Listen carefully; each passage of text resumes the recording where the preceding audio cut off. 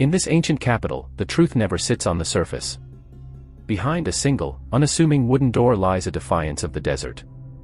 You step through a darkened corridor, and suddenly, the world opens up. The air drops 10 degrees. The scent of heavy jasmine and bitter orange hits you before the sight does. You're standing in a courtyard where water dances in a marble basin, and walls of black basalt and white limestone rise toward a square of perfect blue sky. This is the Damascene house. A secret paradise built on the philosophy that a man's wealth shouldn't be boasted to his neighbor, but hushed in a sanctuary of gold-leafed wood and cooling stone. It is the Pearl of the Orient, hidden in plain sight.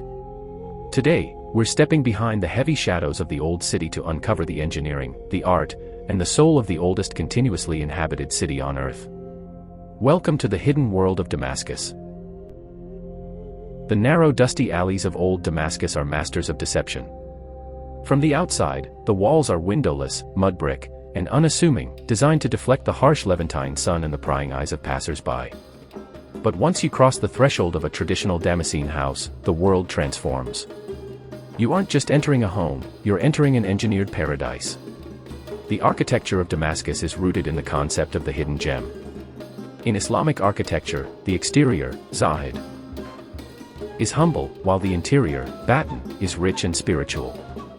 This design served two purposes: social equality, not flaunting wealth to neighbors, and, more importantly, climate control.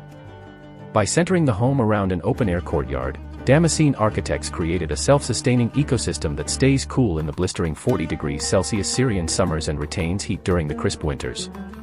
The three pillars of the home. A Damascene house is traditionally divided into three distinct zones, each serving a specific social function. The Al-Karanlak, the entrance lobby. It's usually a dark, bent corridor that prevents outsiders from seeing directly into the private heart of the house. The Salamlik, the public wing.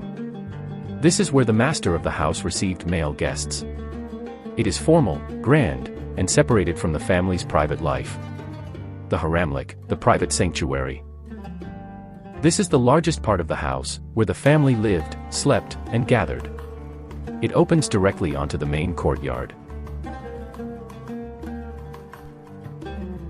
The courtyard, an earthly oasis. If the house is a body, the courtyard is its soul. Most Damascene courtyards are paved with intricate geometric stone patterns and features. The fountain, never just for show, it provides evaporative cooling and a white noise that masks private conversations from neighboring rooms. The Iwan, a grand, three-walled vaulted hall that opens entirely to the courtyard. It usually faces north to catch the breeze, serving as an outdoor living room during the summer.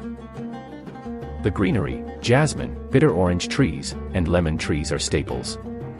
They provide shade, but more importantly, they scent the air, creating a sensory experience that defines the city's identity. While the courtyard is about stone and water, the rooms, specifically the grand salons, are about wood and gold. The most famous artistic feature is ajami woodworking. Ajami is a technique of relief painting on wood. Artisans apply a paste made of gypsum and glue to create 3D patterns, which are then covered in gold leaf and painted with vibrant pigments. The ceilings are often coffered, featuring intricate floral or geometric patterns that seem to move as the light changes throughout the day.